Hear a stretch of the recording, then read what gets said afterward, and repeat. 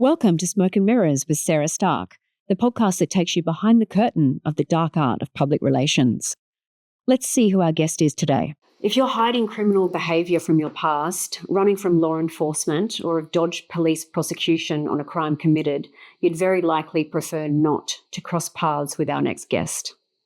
Australia's most revered investigative journalist, the recipient of 8 Walkley Awards, 2 Gold, and globally renowned podcast host with well over 100 million downloads, this guest is an esteemed and respected force to be reckoned with within the media, journalism, true crime, and podcast worlds.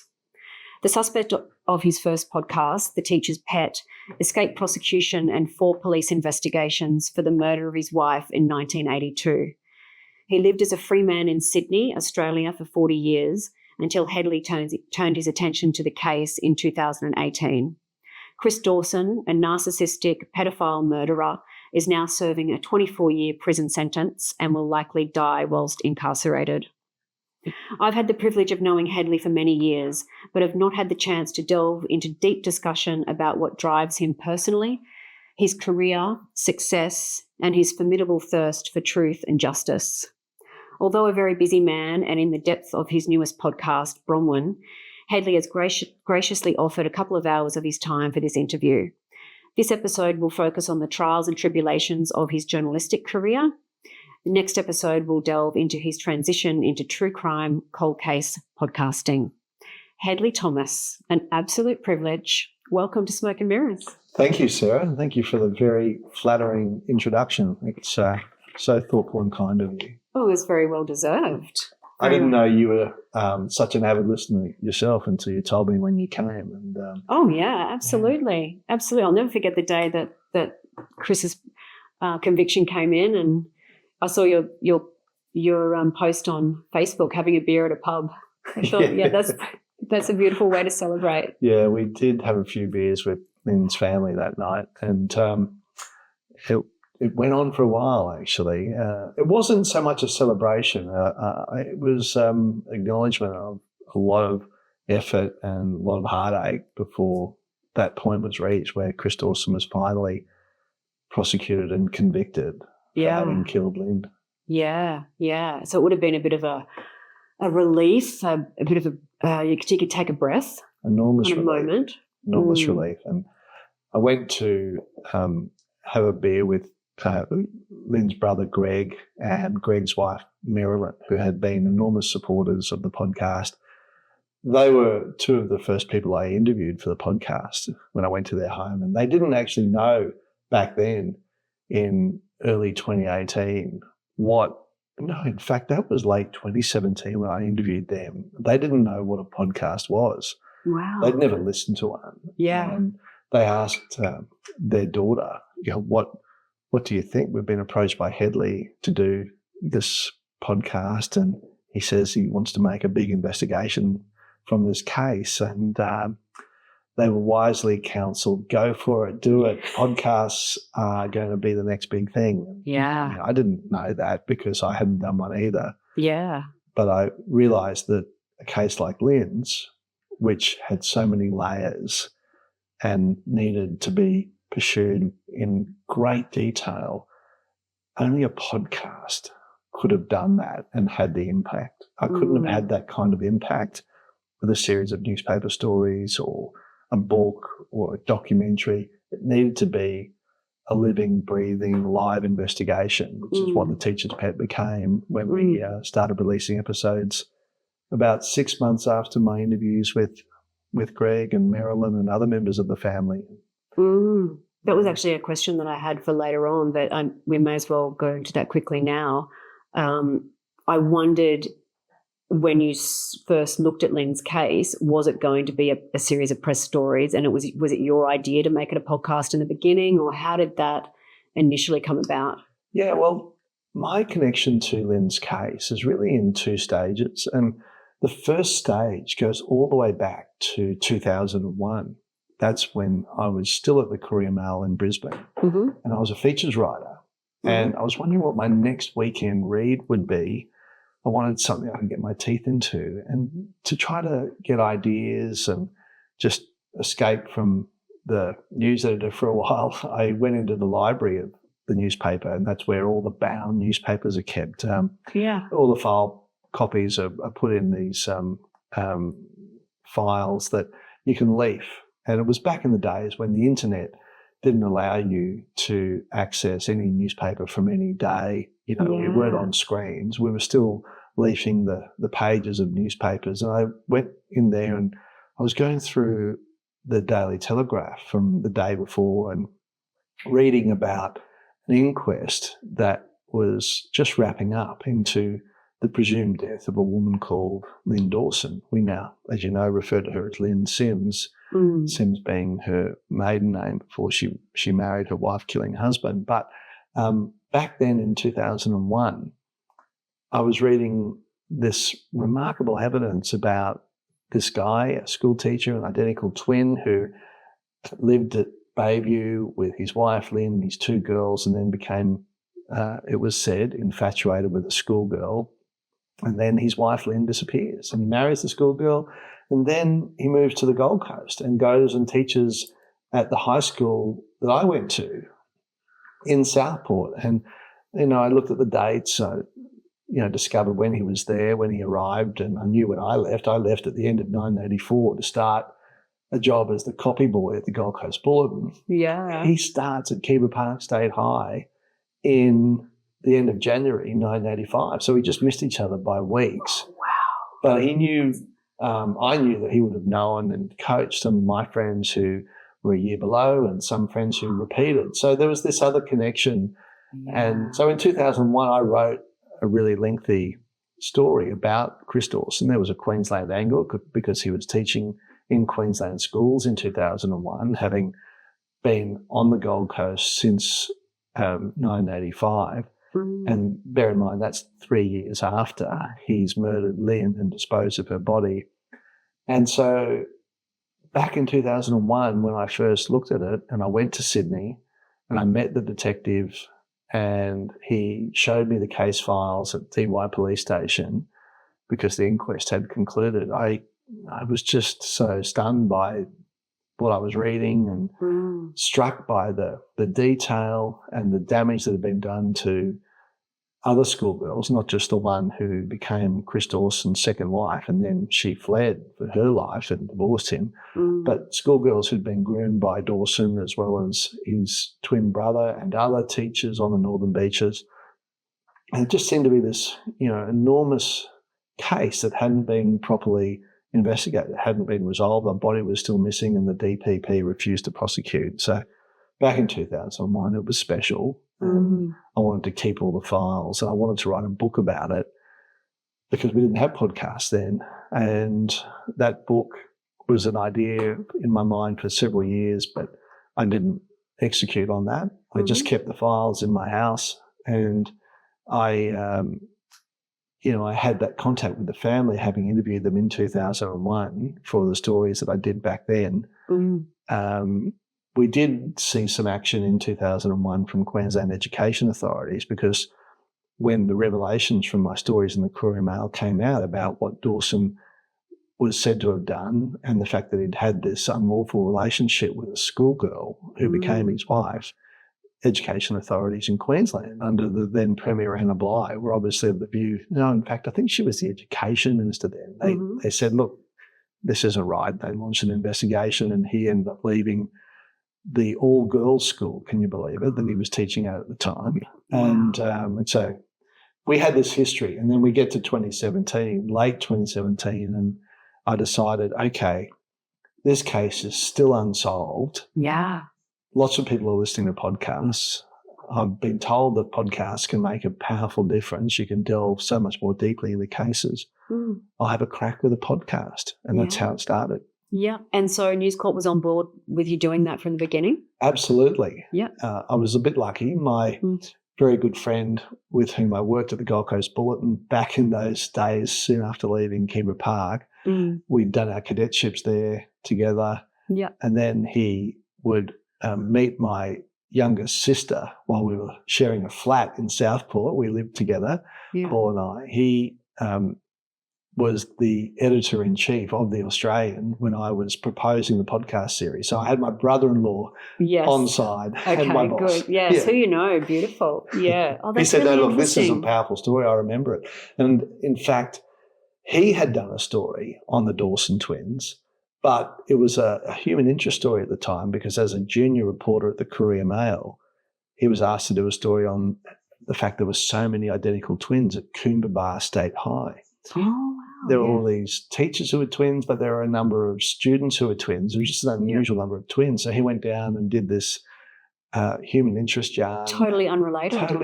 But it was featured the Dawson twins, Chris and Paul, and they're smiling in the photo. And I found the story when I went back years later to start my investigation. I'm going through all the files. Yeah. And I did gently rib Paul about the fact that I was embarking on a murder investigation and he missed the yard. He did a soft human interest story. Oh, wow. Yeah. Give them a little more profile. He took it okay. Oh, very good.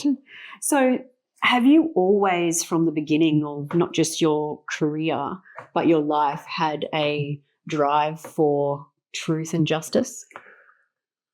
I don't know is the honest answer. I mean, I think I've always been a bit of a contrarian and possibly a little bit of an outsider. I mean, I really work well and cooperatively in group situations, but I probably am the first person to call out something if I don't think it's right. You know, I'm not one to just maintain a nice, easy kind of nodding rapport with a situation if it's obvious to me and it seems to me that it's obvious to others, but they're just too polite to call something out. So, so is it the same in your personal life and your work life? Yeah, that's right. And I've become a lot more tactful about it. You know, so you're more bullish when you were younger?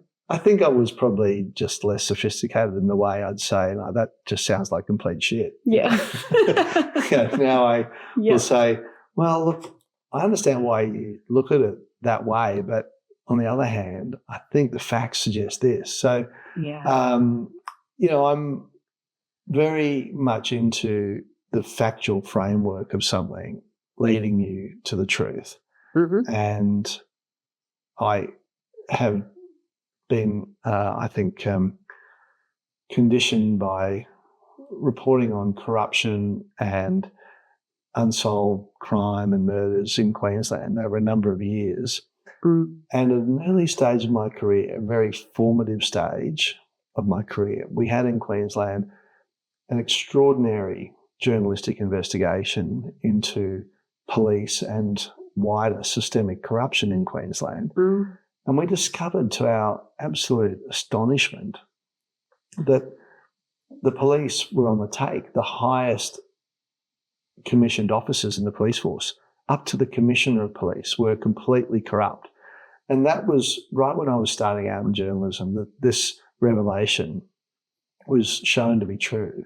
Yeah. And it made me realise that the people that, you know, are in charge, that you would expect to be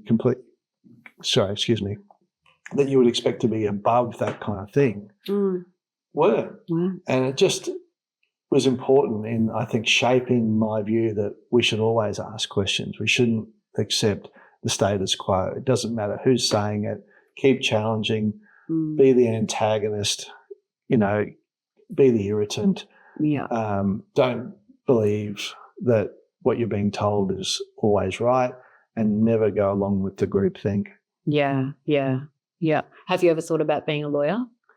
Well, I have been interested in the law for many years, and the criminal justice system is obviously my go-to for a lot of my work. And I do have a lot of friends and contacts and mentors who are lawyers.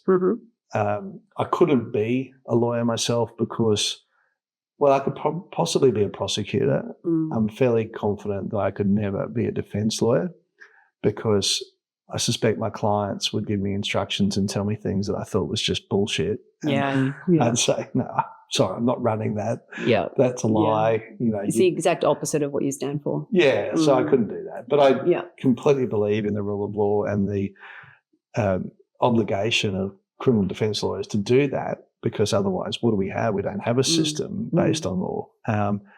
Your question was, have I considered being, or would I ever have been a lawyer?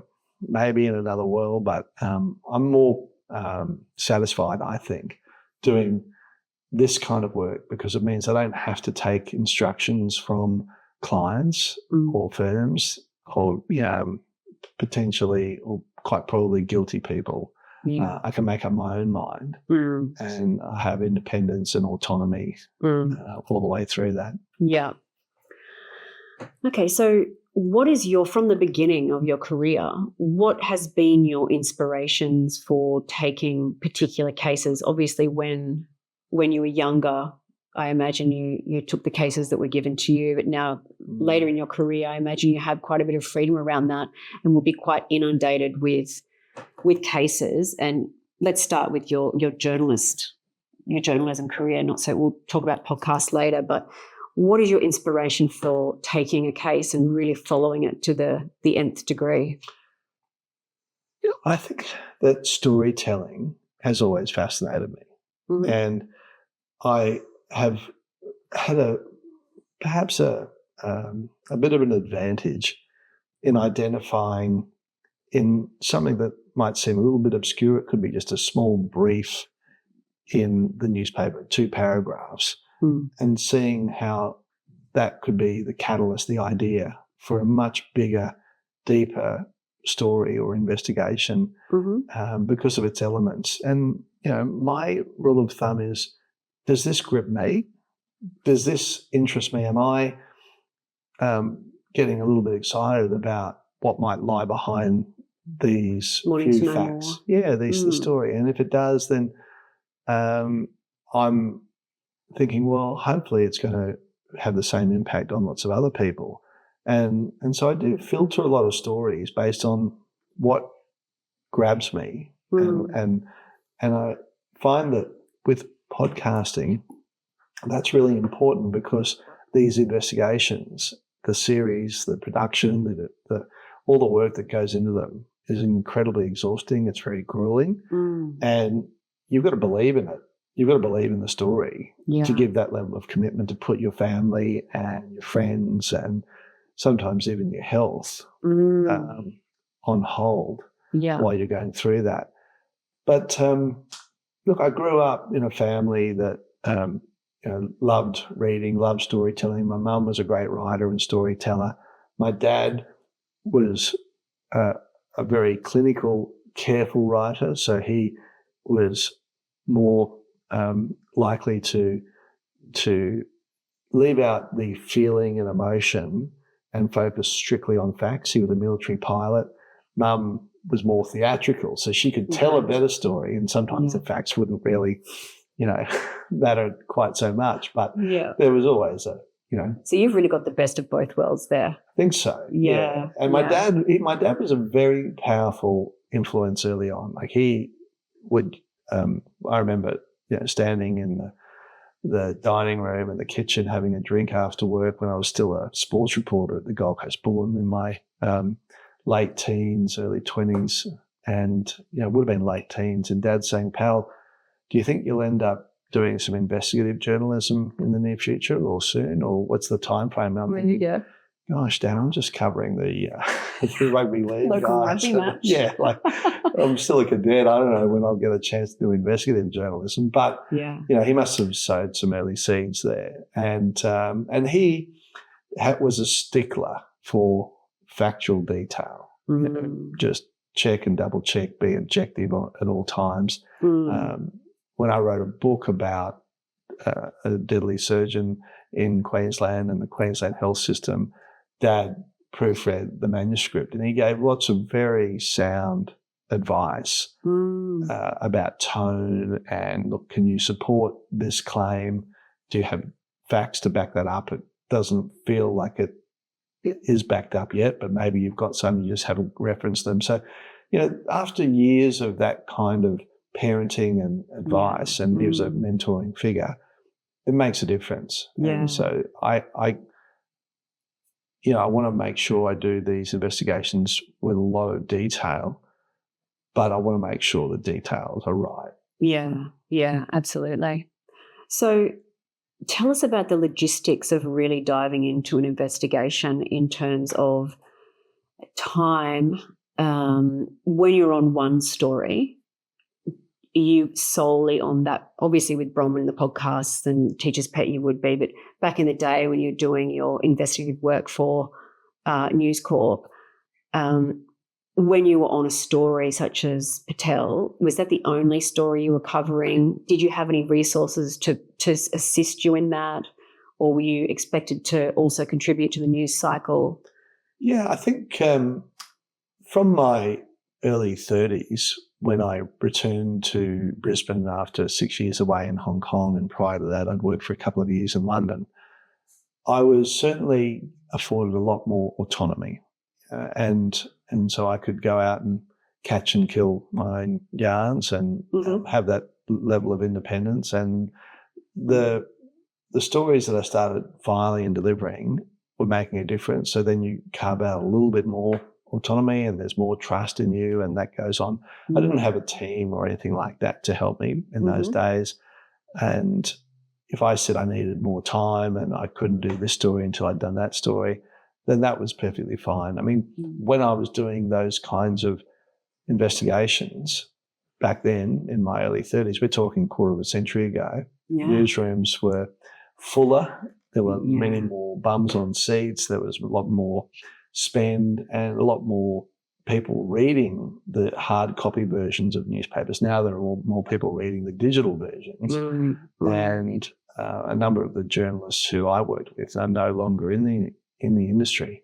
But we certainly had at the Courier Mail and then at the Australian, and I feel blessed for this, a lot of time, given time to be able to give you space to, really delve deep. And we'll go into your thoughts on how journalism and the media cycle and clickbait and kind of thing has changed a little bit later.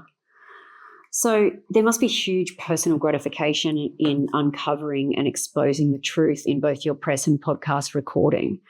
What do those really poignant moments feel like?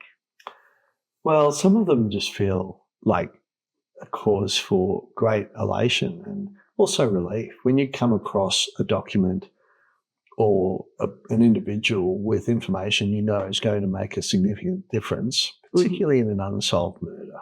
I mean, the stories that I'm looking at now, the cases that I look at are murders that have been unsolved for 20, 30 plus years. Yeah, even longer. Yeah. And so you approach those, you pick them up, you spend a lot of time reading all the files, thinking about the options. And in the back of your mind, there's, I guess, a nagging concern that pretty much everything that can be known about this unsolved murder is out there. It must be known to the cops. It's been raked over. It's been subjected to several investigations, sometimes at least one inquest. So you don't imagine that you'll be able to, all these years later, with the relatively some weak resources and powers. So many years later. Yeah, so many years later the journalist has, compared with, say, a police officer who has a badge and can get warrants and tap phones and has a gun. And, I don't have any of those powers. So you do worry that you're not going to be able to find new information.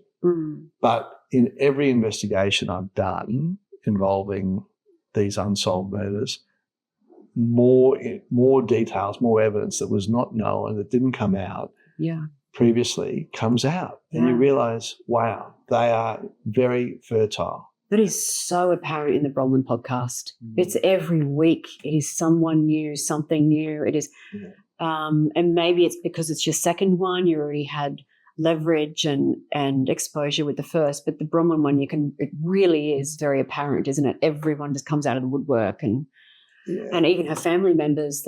Is it Maddie that's helping you? Maddie She's just incredible. Yeah, she's amazing. Cool. Yeah. So I think it's a truism that people will talk to me, but they won't talk to police. Yeah. They'll talk to a podcaster, and it's not just... And a lot of them have already spoken to police. Yeah, a lot of them have, but some of them have never talked to the police before and wouldn't have talked to the police until they decide to talk to a podcast. Yeah. And partly that's because they didn't know that the police were that interested, or they didn't think that the police would be interested in their particular angle. Mm-hmm. But then they get to be a listener to the podcast series and they realise, oh, actually, my information might be helpful. I'll contact Hedley, and then that one thing leads to another, and then they are prepared to talk to the police and they make a statement, and that can make a big difference. Yeah.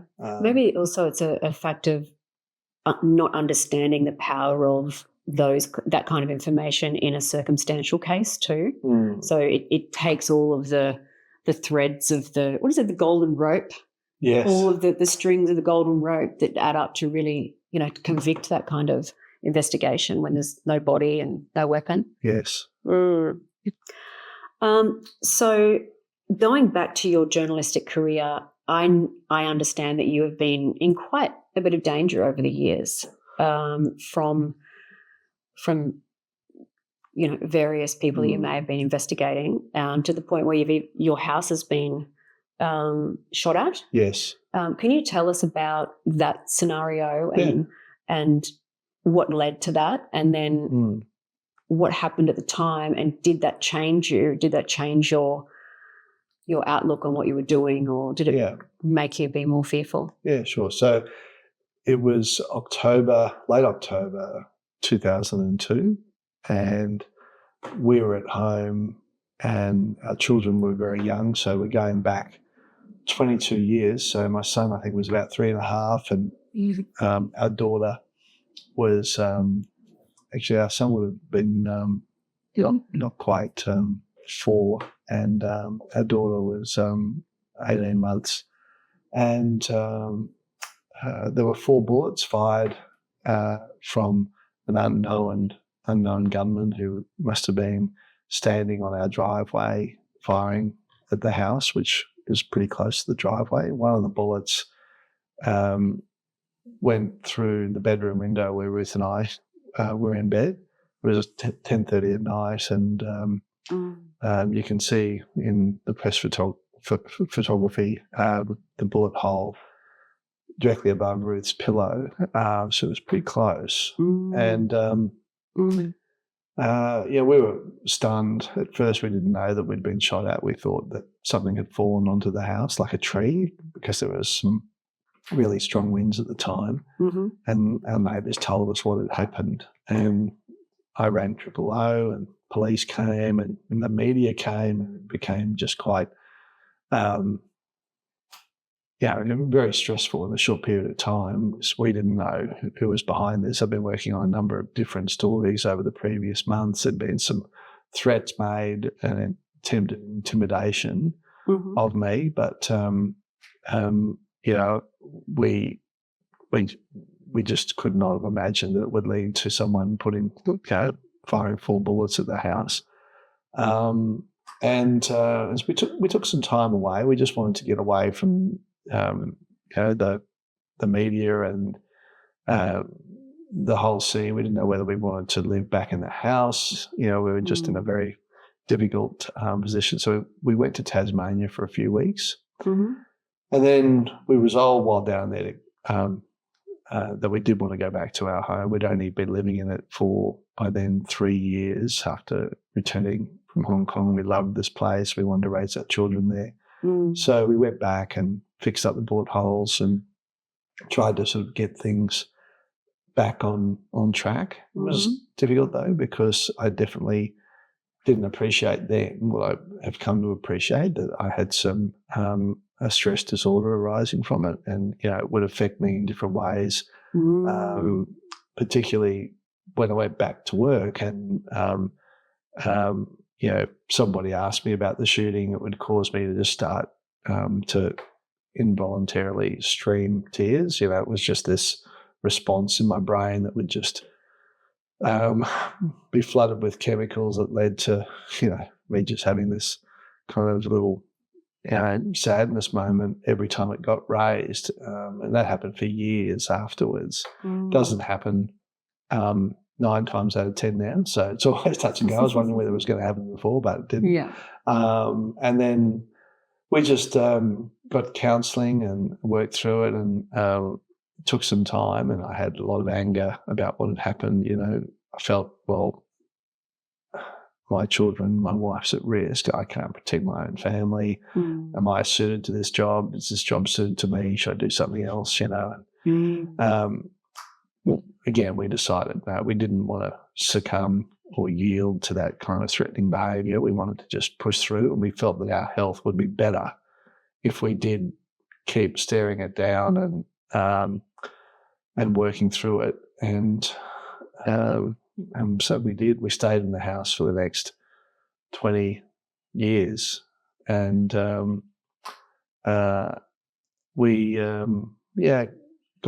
got back into the journalism. I didn't pause on that, but was a person ever found? No. So there was no resolve on what case it was about, who it was. That's right. And it could have been any one of a handful or so that I can think of. Yeah. Could have been more than a handful. You still think about it? Yeah, from time to time. Like the anniversary of it passed about 6 weeks ago, and I think about that. I think, gosh, can you believe it was 22 years? Yeah. Because it was very vivid then. And does it change the way you report now? It's always in the back of your mind. I'm 57, and I'm perhaps a bit more fatalistic. My children no longer live at home. They're 26 and 23, so I don't feel the same level of concern for their safety. But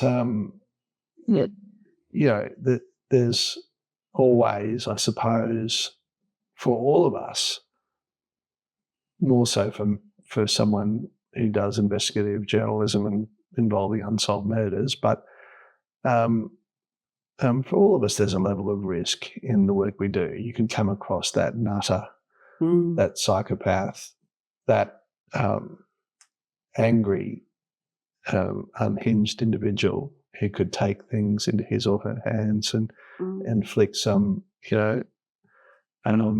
very violent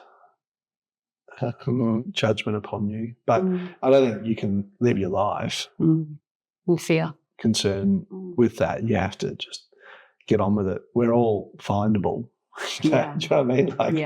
This is a very hard world now in which to live undetected, anonymously.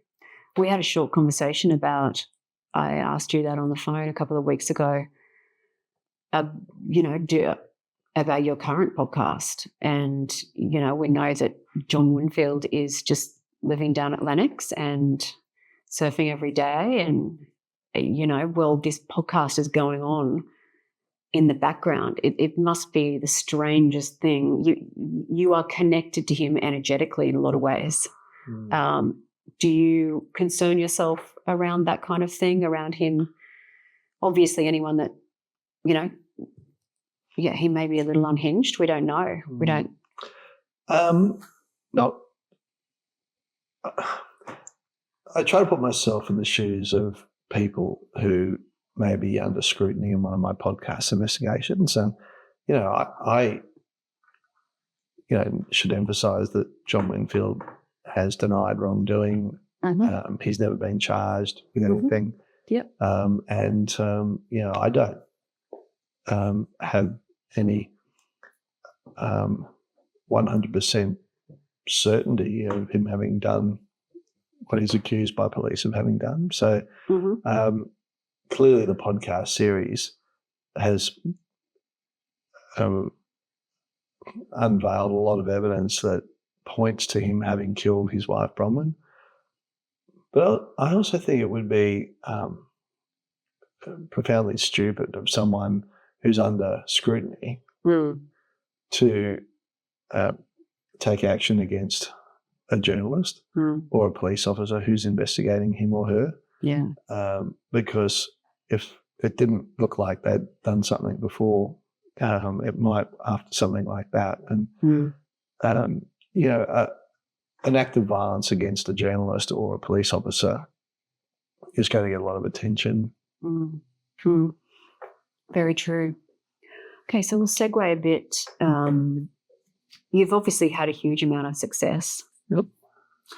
Can you tell us about any failures you've had or learnings that people might not know about in your career? Yeah.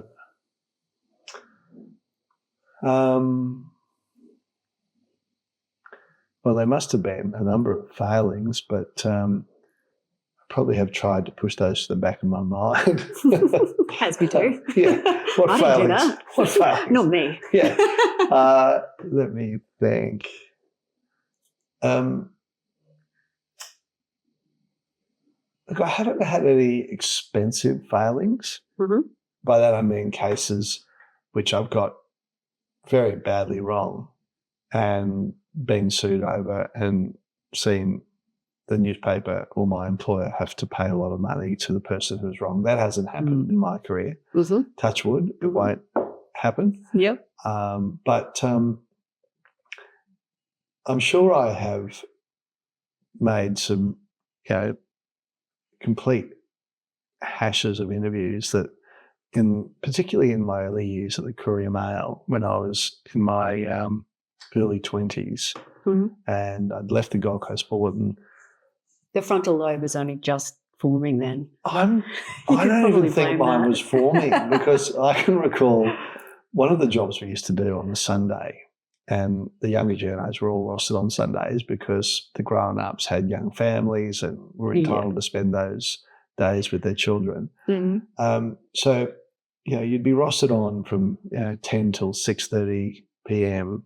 and the chief of staff would have a bunch of carefully scissored articles from the Sunday Mail, which had come out that morning. And the Sunday Mail had some terrific journalists who'd been working all week to get a great yarn.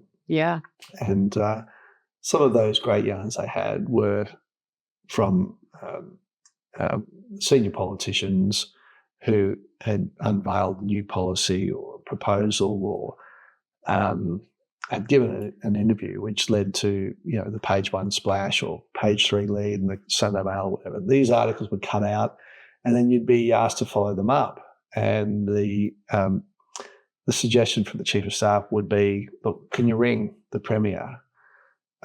He's at Bethany, which was his home at Kingaroy. On a Sunday? Yeah, so that was then Sir Joe Bjelke-Petersen. Oh, yeah. Or can you ring the opposition leader, Wayne Goss, who became the Premier? Or can you call, the Treasurer or the Transport Minister, whatever? And so we had all of their home numbers and they were no doubt used to getting telephone calls on the Sunday from the journos of the Courier Mail following up. Yeah. Yep. And so that would be my job, when I was working on those Sundays, to make those calls. And I just didn't have the wit, the experience to do constructive and probing interviews like you're doing with me now. And so I'd ring up and, stupidly, perhaps because I was on deadline or impatient or didn't understand. Probably hungover too. Probably hungover. Didn't understand my own limitations because, you're young and you think you can do anything. Yeah. I didn't prepare questions either. So I would often find myself talking to the Premier of the state and just stammering and making a complete goose of myself. Yeah. And then I could feel myself just blushing on the call, and then just my voice would get all shaky and faint because I wanted to just curl up in a little ball and realise I completely stuffed it up. So, those moments were cringeworthy. Yeah, yeah. I think it's important we have those in our early careers though, isn't it? Because you just learn so much not to do again. Yeah, yeah. But some people could do it very smoothly. Some people could some of my colleagues, my contemporaries at that time, could just very confidently, effortlessly, and in a way that gave people confidence about talking. They could, frame their questions a bit like you're doing now. Like, you're a very confident, relaxed, carefree interview. I don't know if there's much going on below the surface, whether you're sort of well, you're a very easy person to interview. Okay. Right. But it takes a while to develop that, to develop that, at least in my experience. It takes a while to become confident enough about your own interviewing style and what you need and such that you actually transmit that to the person you're interviewing, and they feel more relaxed because you're not tense, you're not relaxed.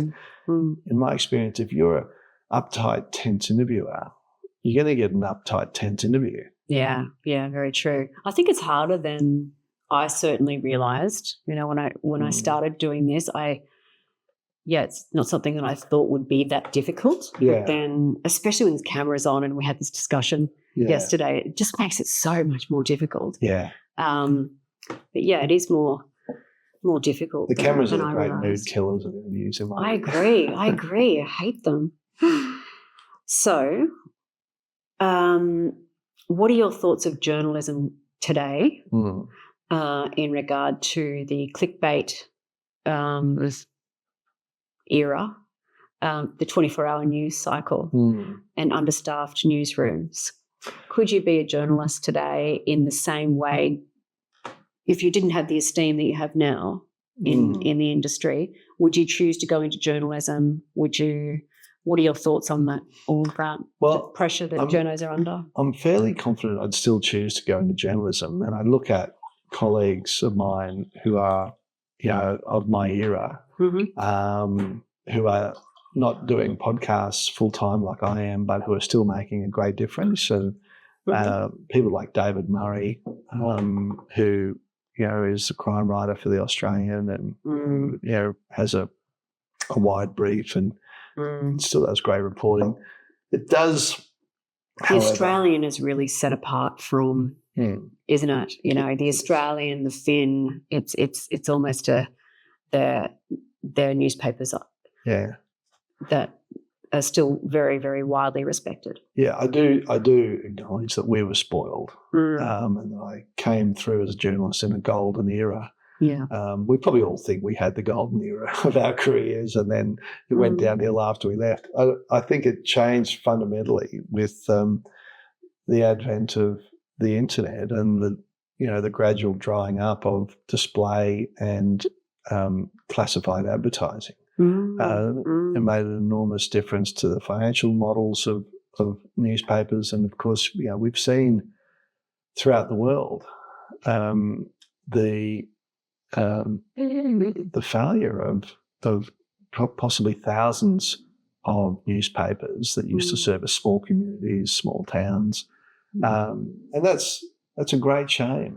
And it's greatly. Do you feel it's greatly affected the quality of editorial? Do you think that the paid nature of requiring subscription and clickbait and requiring that advertising, do you think it's affected not so much in the Australian and the Finn and those really high end? Do you think it's generally affected the quality of editorial? Well, I think that subscription models affect editorial in a positive way. And I don't think the paid nature is anything new. We've always paid to buy quality journalism, the newspaper. Before there was the internet, you still had to spend, a gold coin or something approaching that for your copy of the Finn Review or the Australian or the Courier Mail. So that, I think, what happened though between the rollout of the subscription models of the digital versions of those newspapers and every newspaper. Was that before we realised that giving away our content on the internet, literally giving it away for free, was probably the dumbest thing that has happened in global publishing history. We effectively, by doing that, conditioned millions Created of an people. expectation. Yeah, to think, oh, well, it's free now. Yeah. I used to buy it when I purchased a hard copy edition of the newspaper from the news agency. Yeah. But now the makers of this journalism, the people behind it, the creators, the publishers, they've somehow worked out that we can get it for free digitally. Yeah. So that's a good result. That was, with the benefit of hindsight, Do really you think the dumb same thing. thing's happening in podcasting? Yeah, it is. Yeah. I see that most, or not most, but certainly many podcasts are subscription-based now. Yeah. And they should be. They should be. And, I get messages, I see messages on the Australians Bronwyn Facebook discussion group from people who are not subscribers who appear to have this misplaced sense of entitlement to free journalism.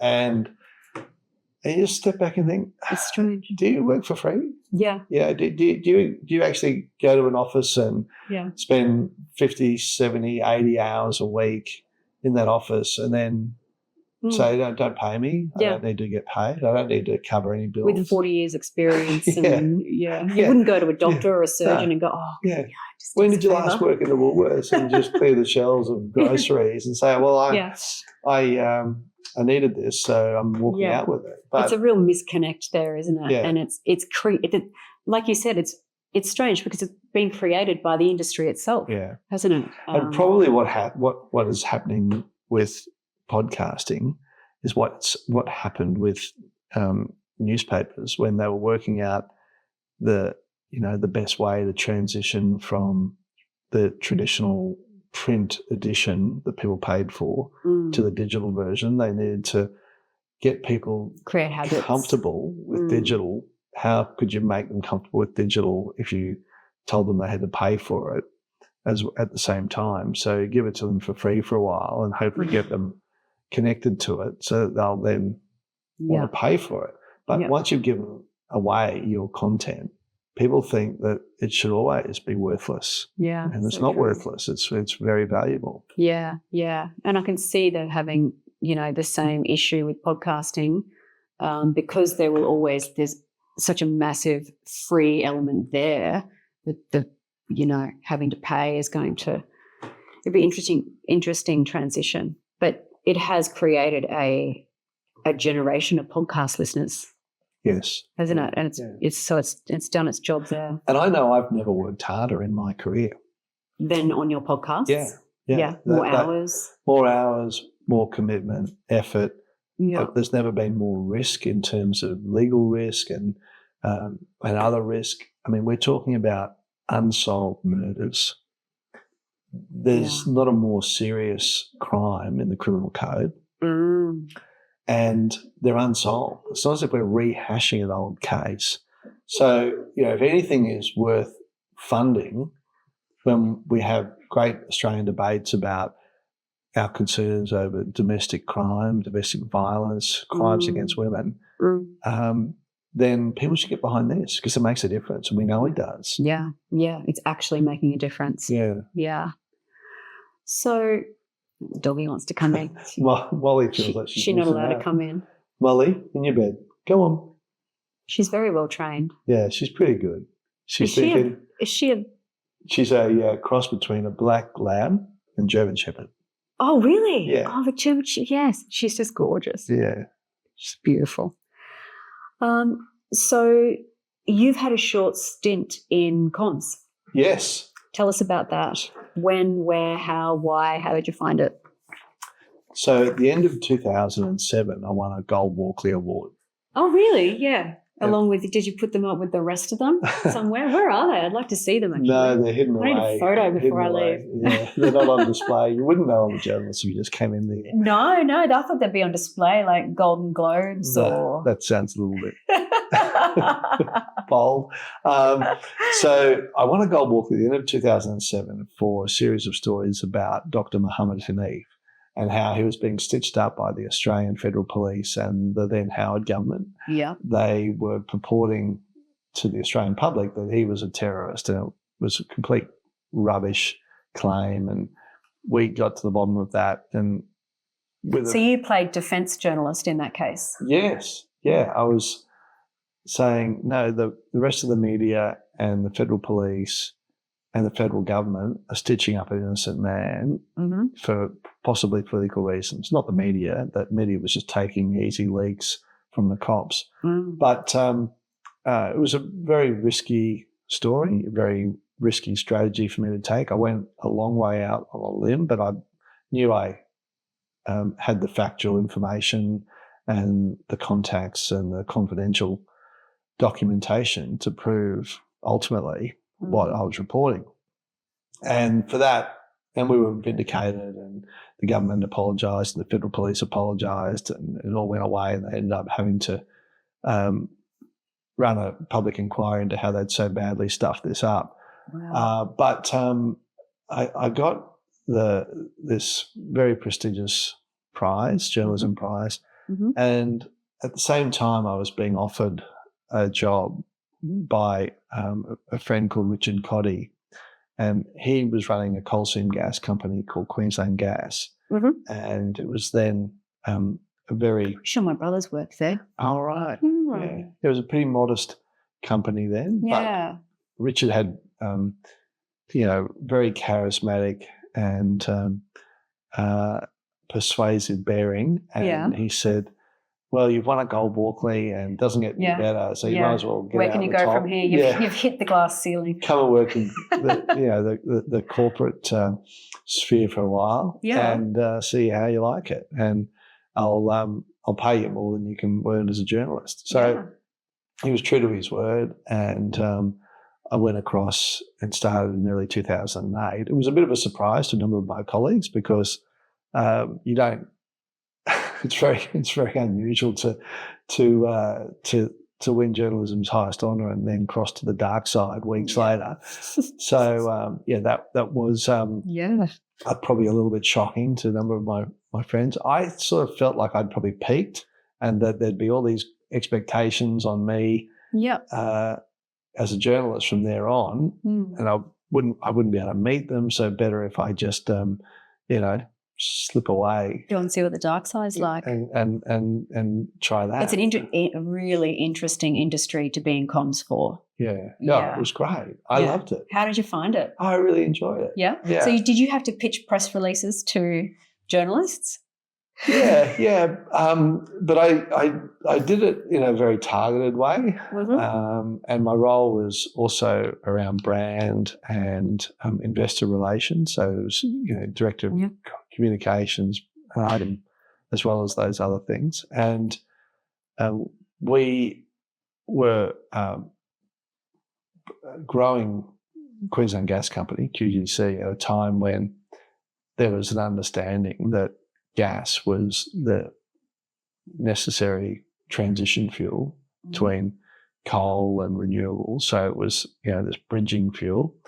And it was also at a time before there became a lot of grassroots organised revolt against coal seam gas. Okay, so coal seam gas ultimately became a bit of a dirty word for a number of activists. But back when I was working for QGC, and I was there for 2 years, we didn't have that to deal with. It came a bit later. I was there for all of 2008, and that was just such an exciting period. We were taking over other smaller companies. If I wasn't driving out to Chinchilla where the gas fields were, I was sometimes having to jump aboard the private jet for meetings. And the jet wasn't being chartered for my meetings, but I would be going along, and we were lobbying politicians and meeting landowners and going to investor events. QGC was an ASX listed company, so we had regular reporting requirements, and through all that, I had a rollicking time. And then we were then taken over by, in a friendly takeover, by one of the UK's biggest energy companies called BG Group. Used to be British Gas. My brother does work there. Yeah. Yeah, he runs one of their coal seam mines now. Right. Yeah. So BG Group bought us out, and then I was working for BG Group. And they wanted Ruth and I to go and work in London in their corporate headquarters, and we had could think about that. Yeah. Decided no, we wanted to stay in Brisbane, and our kids were comfortable at school, and we didn't want all that disruption. So I'm really glad we didn't go. And I got to the end of 2009 with BG Group and thought, you know what, the excitement's sort of over now. I've gone from working to this really dynamic, independent, fast-growing QGC. Yeah. Now I'm part of this big bureaucracy. Yeah. It's a global company, and I'm reporting to all sorts of different people around the world, and it just the fun factor had sort of vanished, and I realised that journalism was really my calling, and I missed it. I wanted to go back to it. Fortunately, they wanted me back. So after 2 years, I was back at my old desk at the Australian. Wow. In Brisbane, and that took a little adjustment, because in the corporate world at BG Group, I had a nice office and big desk and staff and lots of people who were there to help me, and certainly much more attractive remuneration and packages and so on. And as I say, you occasionally jump in the corporate jet, car park in the city, and expense account and all of this stuff. And then you go back to the more rustic office environment of a journalist. But that's where your heart was. That's where my heart was. And still is. Yeah, so I'm very glad I took that pay cut and did it. Yeah. Yeah. Did being on the other side give you a new appreciation for PR people in the industry generally? Yeah, it did. I mean, my approach was, as a journalist, that I was never going to mislead. I was never going to, never would tell a lie to a journalist who rang up. I always wanted to be helpful. If I couldn't comment on something, I'd say, mate, we can't comment on this because there's stuff going on that, is sensitive or whatever, but, you can probably get it over there. Like I did find myself working with my journalistic brain, not with the brain that I think people who haven't worked in journalism, who've only worked in, say, government relations have, which is sort of like a blocking brain. I thought my job was to facilitate reporting about our company and what we were doing, not try to be that no comment, barricades are up, unavailable, blocking. That there's two, and I think that a lot of people in ministers' offices and working for politicians who have not worked in journalism have that approach. They're just too defensive, too black and white. Which is going to put the journal on the back foot. Yeah, and it's usually not good. Doesn't make for an ongoing, a good outcome. No, it doesn't. Yeah. But I was struck by I think I had expectations that more journalists would be more curious and more adept.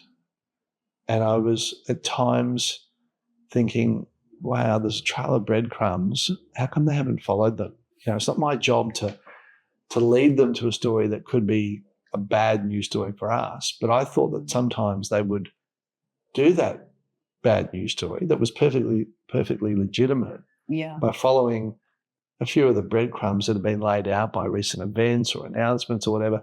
And yet, more times than not, that didn't happen. And I thought, well, I guess there aren't as many business journalists as news journalists, so maybe that's part of it.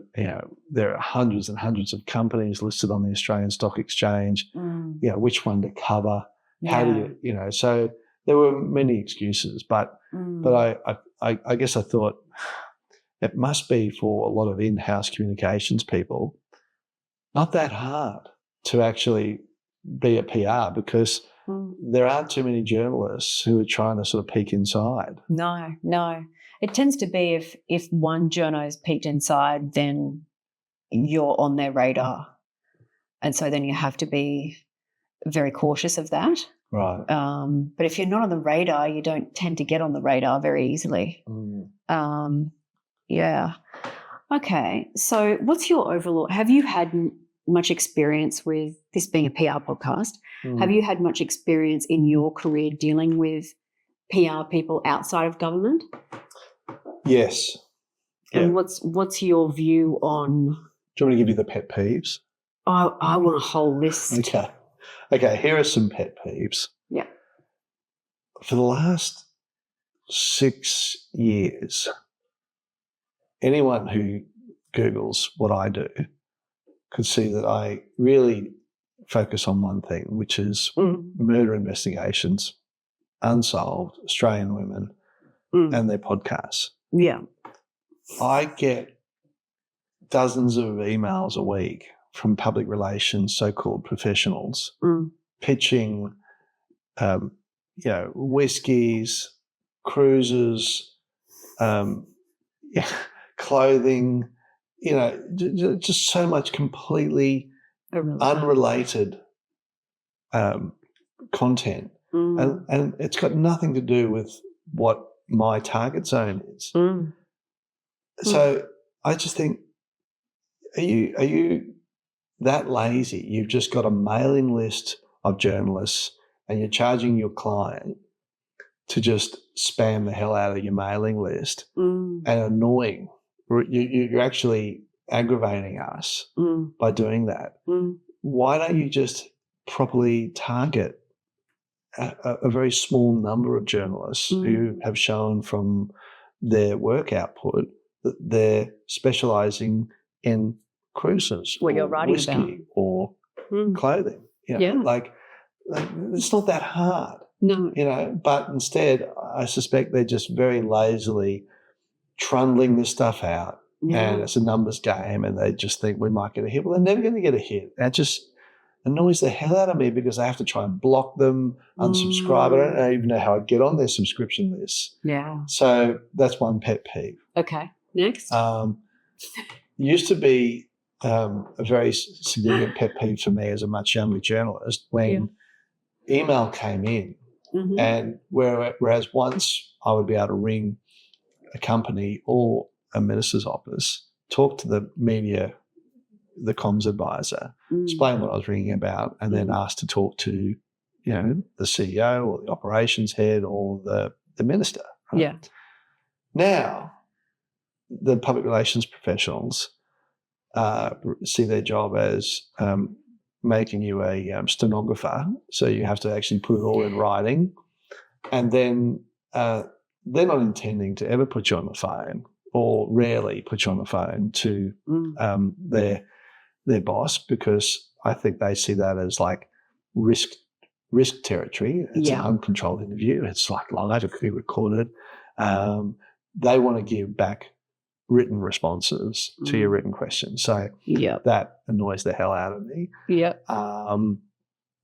I think it's often because too many public relations professionals and government media advisors are overly risk averse and see their own role and their stature in that role as growing if they can be the blocker, the shield for the GM or the minister or whoever it is. And in doing that, they actually undermine their own company. They undermine their boss, because how is that person going to become more adept in dealing with the media? And how is the person going to grow in confidence when there is an uncontrolled situation? They've got to do a media conference or they get door stopped or whatever, if they're constantly just protected. So, media advisors and public relations professionals need to loosen up a bit and try to form the relationships with the journalists Mm. and get their bosses match fit by doing these interviews. Yeah. And the world's not going to end. The No. company's not going to tank. Yeah. You know, like maybe the PR people are going to feel slightly less relevant because they're not the control freaks the whole time. But, you know, it can work. It can. Yeah. No, I like that advice. I think it's really good. And I think as a PR person, you have to be able to weather the storm and understand that, you know, there are going to be, you can't just constantly expect positive stories all the time.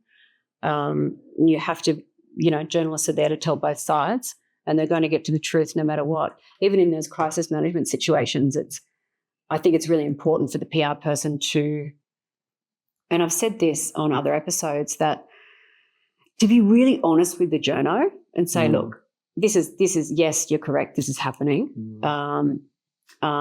My boss doesn't want to talk about that. He wants to talk about this. What do you think about this? How can we work this so it's balanced, not so it's just a complete cut off? And to be really, really authentic with both the journo and your client and your boss to say, you know, this is the best outcome this story can have. But look, let's just let this one roll and let's develop a relationship with the journalist moving forward. That's really sound advice, Sarah, to give to your clients, to give to any clients. I can tell you that nothing drives a proper journalist more powerfully and makes that journalist more committed in sometimes very zealous ways than either the lie that's come through the public relations advisor or the GM's office, you know, or the blocking and the concealment. Yeah, and makes you go harder. The cover up just turns into the absolute cock up. So, you know, a lot of advisors, and I put lawyers in this category, to companies and GMs and CEOs, they take an approach that's unnecessarily adversarial at the same time as it's blocking and maybe misleading. All that does is leads to, more times than not, total backfire and an absolute barrage of attention, and then more for good measure, because the journalist is inclined to just stick on it harder for longer, and with a bit more vim and venom than would have been the case. It's almost like, okay, you want to play that game? Yeah, let's go. Yeah, I agree. And then I could imagine as a journalist to have that same PR person then come back to you in 6 weeks and want you to run some kind of puff piece when they've done or treated you the way they have. Yeah. So it's knowing the long game and knowing that you really are the middle person in between the journalist and the client, and you're not just on your client's side all the time. And people disagree with me about that. I had an interview with a colleague that we both know who has the exact opposite view, that no, you're only there for your client, and no matter what, even to the point of ruining your relationship with that journalist.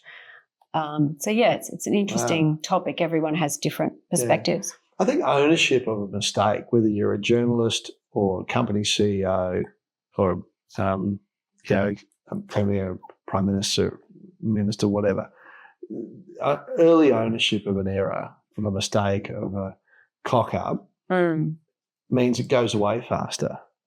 If you deflect and divert and carry on and mislead, it just drags it out and then makes the punishment and the pain that much harder to bear. Yeah. I mean, one of Australia's greatest retail politicians, in my view, although I found him absolutely infuriating at times, was Queensland's former Premier Peter Beattie. Yeah.